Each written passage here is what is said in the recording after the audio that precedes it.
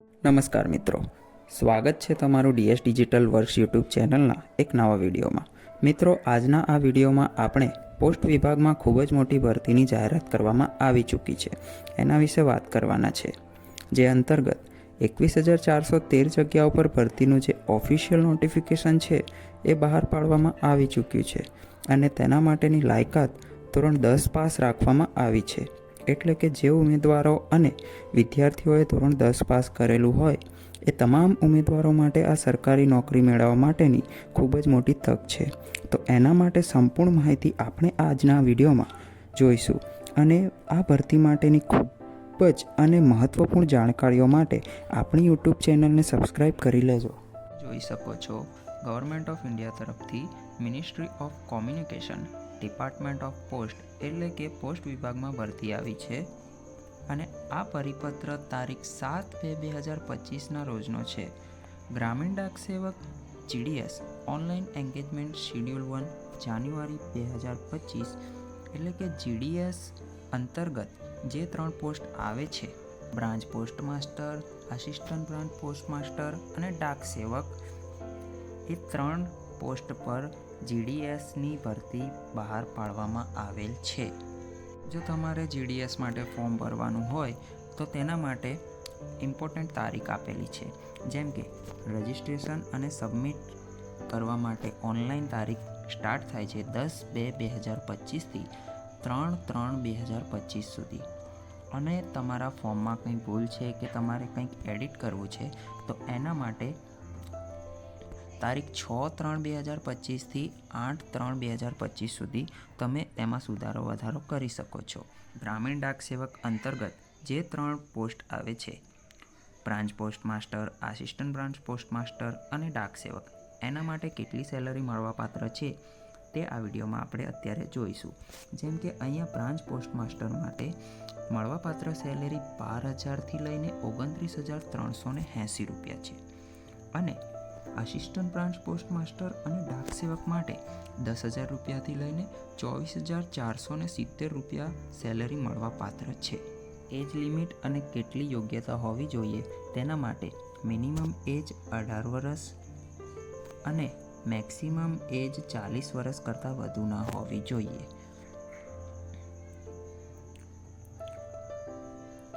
અને જે જાતિના ઉમેદવારો કે વિદ્યાર્થીઓ હોય તેમને અલગથી એમની જાતિ પ્રમાણે, કાસ્ટ પ્રમાણે એમને યોગ્યતા આપવામાં આવે છે, થોડા વર્ષની છૂટ આપવામાં આવે છે. જેમ કે શિડ્યુલ કાસ્ટ અને શિડ્યુલ ટાઈપ કાસ્ટ SC/ST માટે 5 વર્ષ આપવામાં આવે છે. એમ જ અધર બેકવર્ડ કાસ્ટ એટલે કે OBC માટે 3 વર્ષની છૂટ આપવામાં આવે છે. ઇકોનોમિકલી વીક સેક્શન એટલે કે EWS માટે કોઈ રાહત આપવામાં આવતી નથી.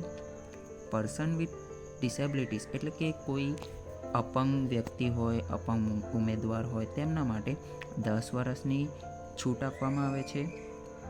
Person with disability PWD plus OBC એટલે કે પર્સન અપંગ કે કંઈક એને તકલીફ હોય અને OBCમાંથી હોય તો એને 13 વર્ષની છૂટ આપવામાં આવે છે અને person with disability PWD plus SC/STમાં હોય તો તેને 15 વર્ષની છૂટ આપવામાં આવે છે. GDSની 3 ભરતીઓ માટે એજ્યુકેશન ક્વોલિફિકેશન ધોરણ 10 પાસ રાખેલ છે.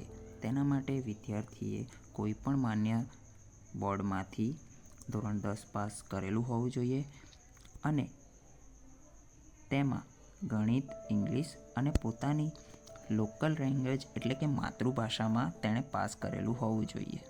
એના સિવાય વિદ્યાર્થીએ બીજી પણ લાયકાત ધરાવતો હોવો જોઈએ, જેમ કે નોલેજ ઓફ કોમ્પ્યુટર અને નોલેજ ઓફ સાયકલ એટલે કે વિદ્યાર્થીને કોમ્પ્યુટરનું જ્ઞાન હોવું જોઈએ અને સાયકલ ચલાવતા આવડવું જોઈએ. હાઉ ટુ એપ્લાય એટલે કે ઉમેદવારે ફોર્મ ભરવા માટે ઓનલાઈન એપ્લિકેશન આપવી પડશે, જે ઇન્ડિયા પોસ્ટની ઓફિશિયલ વેબસાઇટ indiapost.gdsonline.government.in ઉપર જઈને ભરવાની રહેશે. અને જો કોઈ ઉમેદવારે ઘરે બેઠા ફોર્મ ભરાવા ઈચ્છતા હોય તો તેમને નજીવી ફી સાથે ઘરે બેઠા ઓનલાઈન ફોર્મ ભરી આપવામાં આવશે. સિલેક્શન ક્રાઇટેરિયા એટલે કે આ પોસ્ટની જે પણ ભરતી છે 3, એના માટે કોઈ પણ પ્રકારની એક્ઝામ કે ઇન્ટરવ્યૂ લેવામાં આવતા નથી. આની ભરતીથી જે સિલેક્ટ થશે એ લોકો મેરિટ ઉપર સિલેક્ટ થશે. જેમ કે જેના 10મામાં ટકા વધારે આવ્યા હશે તેને વધારે ચાન્સ મળવાનો લાભ મળશે. ઉમેદવારોનું સિલેક્શન થઈ જાય છે તેમને SMS કે ઈમેલ દ્વારા જાણ કરવામાં આવે છે. ત્યારે તેમને ડોક્યુમેન્ટ ઓરિજિનલ અને તેની ફોટોકોપી લઈને ડોક્યુમેન્ટ વેરિફિકેશન માટે જવાનું હોય છે. તેમાં માર્કશીટ, આઈડેન્ટિટી પ્રૂફમાં આધાર કાર્ડ, પાન કાર્ડ કે ચૂંટણી કાર્ડ, તમારો જાતિનો દાખલો, PW સર્ટિફિકેટ હોય તો એ, EWSનું સર્ટિફિકેટ હોય તો એ, ટ્રાન્સજેન્ડર હોય તો તેનું સર્ટિફિકેટ, ડેટ ઓફ બર્થના પ્રૂફ માટે જન્મનો દાખલો આપી શકો છો. મેડિકલ સર્ટિફિકેટ હોય અગર કંઈ ઇલનેસ હોય તેના માટે તો એ પણ આપી શકો છો. આ બધામાંથી તમને જે લાગુ પડતા હોય એ તમે લઈને ત્યાં ડોક્યુમેન્ટ વેરિફિકેશનના ટાઈમે જઈ શકો છો. ઓનલાઈન ફોર્મ ભરવા માટે તમારે મોબાઈલ નંબર, તેમાં OTP આવશે, તેનાથી વેરીફાઈ કરવો પડશે. ઈમેલ આઈડીમાં પણ OTP આવશે, એનાથી વેરીફાઈ કરવું પડશે. આધાર કાર્ડ હોય તો એ રાખવું જરૂરી છે. પછી તમારા 10માની માર્કશીટ, પછી પાસપોર્ટ સાઇઝ ફોટો અને કોરા કાગળ ઉપર તમારી સિગ્નેચર. આટલી વસ્તુ તમારી જોડે હોય તો તમે ઓનલાઈન ફોર્મ ભરી શકો છો. SC, ST, PWD અને તમામ જાતિની મહિલા ઉમેદવારોને ફી ભરવામાંથી છૂટ આપવામાં આવી છે. તે સિવાયની બધી જાતિઓ માટે ₹100 જેવી નજીવી ફી રાખવામાં આવી છે જે ઓનલાઈન ભરવાની હોય છે. ઓનલાઈન ફી ભર્યા પછી જ તમારું ફોર્મ સ્વીકાર્ય થશે. જે લોકોને ફી ભરવામાંથી છૂટ આપવામાં આવી છે તે લોકોનું ફોર્મ ત્યાંથી જ સમાપ્ત થઈને સબમિટ થઈ જશે. ધોરણ 10 પાસ માટે 21,413 જગ્યાઓ પર જે ભરતીનું ઓફિશિયલ નોટિફિકેશન હતું તે આ મુજબ છે. અમારો આ વિડીયો તમને ગમ્યો હોય તો લાઈક કરો, શેર કરો અને અમારી ચેનલને સબસ્ક્રાઈબ કરો, જેથી અમે તમારા માટે આવા અવનવા માહિતીવાળા અને તમારા ઉપયોગી વિડીયો લાવતા રહીશું. Thank you so much.